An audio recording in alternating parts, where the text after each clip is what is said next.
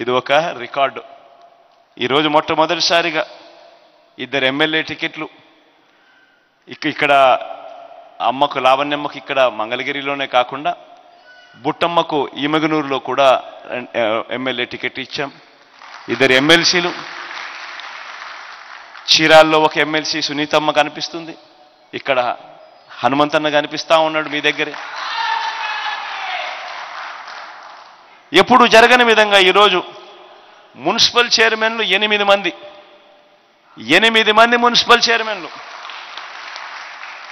అందులోనూ ఎక్కడ తెలుసా, అందరూ కూడా చేనేతలు ఎక్కువగా ఉన్న మున్సిపాలిటీస్లో, ప్రొద్దుటూరు అయితేనేమి, రాయదుర్గం అయితేనేమి, వెంకటగిరి అయితేనేమి, ఇమెగనూరు అయితేనేమి, జగ్గయ్యపేట అయితేనేమి, చీరాల అయితేనేమి, ధర్మవరం అయితేనేమి, ఇంకొకటి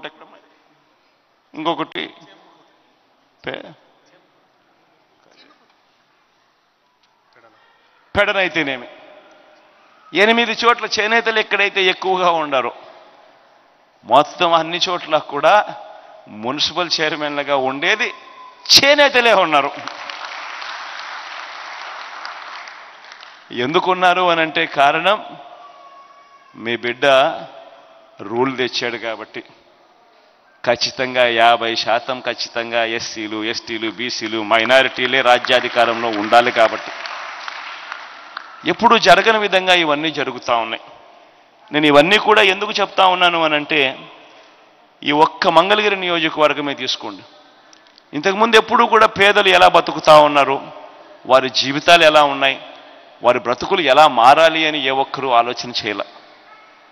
మొట్టమొదటిసారిగా వీళ్ళ బ్రతుకులు మారాలి అని చెప్పి ఒక లంచాలు లేని, వివక్ష లేని వ్యవస్థను తీసుకొస్తూ ఏకంగా ఈ ఒక్క మంగళగిరి నియోజకవర్గం గురించి నేను చెప్తాను. ఇందులో 1,20,000 ఇళ్ళు ఉన్నాయి, 1,20,187 ఇళ్ళు ఉన్నాయి ఈ ఒక్క మంగళగిరి నియోజకవర్గంలో.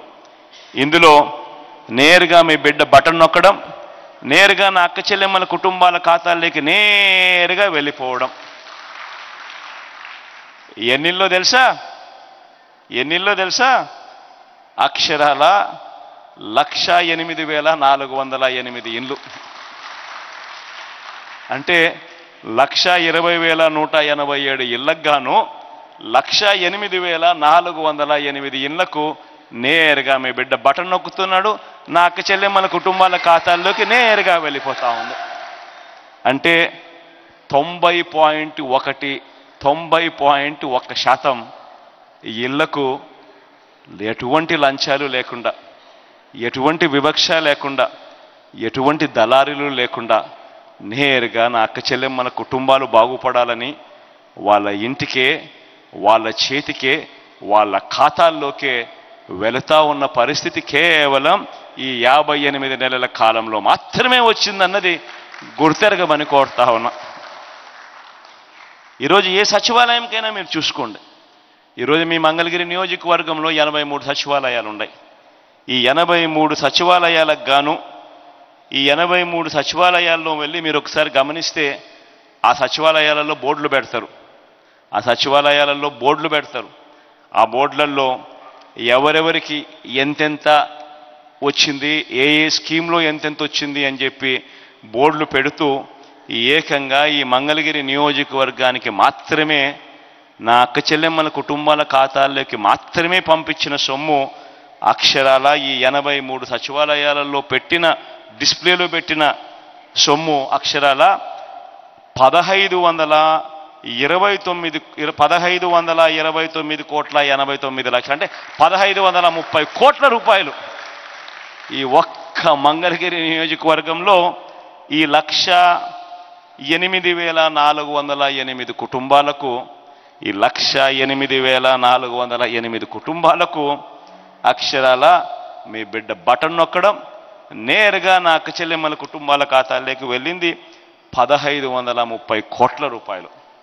ఇక నాన్ డీబీటీ తీసుకుంటే, నాన్ డీబీటీ అని అంటే ఇళ్ల స్థలాలు అయితేనేమి, గోరుముద్ద అయితేనేమి, విద్యా కానుక అయితేనేమి, పిల్లలకి ఇచ్చే ట్యాబులు అయితేనేమి, ఇటువంటివన్నీ కూడా తీసుకుంటే మరో 735 కోట్ల రూపాయలు, అంటే 2265 కోట్ల రూపాయలు.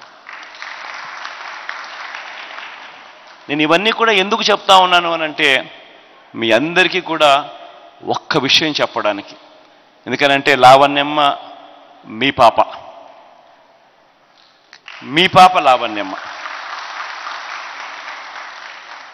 లావణ్యమ్మ దగ్గర బహుశా చంద్రబాబు నాయుడు కొడుకు గారి దగ్గర ఉన్నంత డబ్బులు ఉండవు. ఆయన ఎన్నికలు వచ్చేసరికి ఓటుకు 4,000 అంటాడు, ఓటుకు 5,000 అంటాడు, ఓటుకు 6,000 అంటాడు. కానీ మీ అందరితో నేను ఒకటే చెప్తా ఉన్నా, డబ్బు ఇస్తే తీసుకోండి, కాదని చెప్పాదని, ఇస్తే తీసుకోండి. కానీ ఓటు వేసేటప్పుడు మాత్రం గుర్తుపెట్టుకోండి, ఎవరికి ఓటు వేస్తే మళ్ళీ జూన్ జూలై మాసంలో అమ్మఒడి ఎవరు వేస్తారు అని మాత్రమే ఓటు వేయండి. మళ్ళీ ఎవరు చేయూత ఇస్తారో అన్న వాడికే మాత్రమే ఓటు వేయండి. మళ్ళీ ఎవరు ప్రతి సంవత్సరం నేతన్న నేస్తం ఇస్తాడు అన్న వారికి మాత్రమే ఓటు వేయండి. ఎవరు ఉంటే మన పిల్లల చదువులు బాగుపడతాయి, ఎవరు ఉంటే మన బడులు బాగుపడతాయి అనే వారికి మాత్రమే ఓటు వేయండి. ఎవరు ఉంటే మన హాస్పిటళ్ళు బాగుపడతాయి, ఎవరు ఉంటే ఏ పేదవాడు అప్పుల పాలు కాకుండా వైద్యం అందే పరిస్థితి ఉంటుంది అని తెలిసి ఓటు వేయండి. ఎవరు ఉంటే మన ఇంటికే పెన్షన్ డబ్బు నడుచుకుంటూ వస్తుంది అని తెలిసి ఓటు వేయండి. ఎవరు ఉంటే జన్మభూమి కమిటీల మాదిరి లంచాలు అడిగేవారు లేకుండా, ఎవరు ఉంటే నేరుగా లంచాలు వివక్ష లేకుండా నేరుగా అక్క చెల్లెమల ముఖాలలో చిరునవ్వు చూస్తాము అని ఎవరు ఉంటే అనుకుంటారో వాళ్ళకు మాత్రమే ఓటు వేయండి. ఇవి ఖచ్చితంగా గుర్తుపెట్టుకోమని మీ అందరితో కూడా ప్రార్థిస్తూ, ఇక మీరు ఏదైనా చెప్పాలనుకుంటే మైక్ మీకు ఇస్తాను. మీ తరపు నుంచి ఏదైనా మీరు చెప్తే, మీ దగ్గర నుంచి నేను ఏదైనా నోట్ చేసుకోవాల్సిన అంశాలు ఏదైనా ఉంటే అవి కూడా నోట్ చేసుకుంటాను. అందరికీ కూడా మంచి జరగాలని మనసారా కూడా కోరుతూ, దేవుడి దయతో ఇంకా ఎక్కువ చేసే అవకాశం దేవుడు ఇవ్వాలని ఆకాంక్షిస్తూ మైక్ ఇక మీకు ఇస్తాను.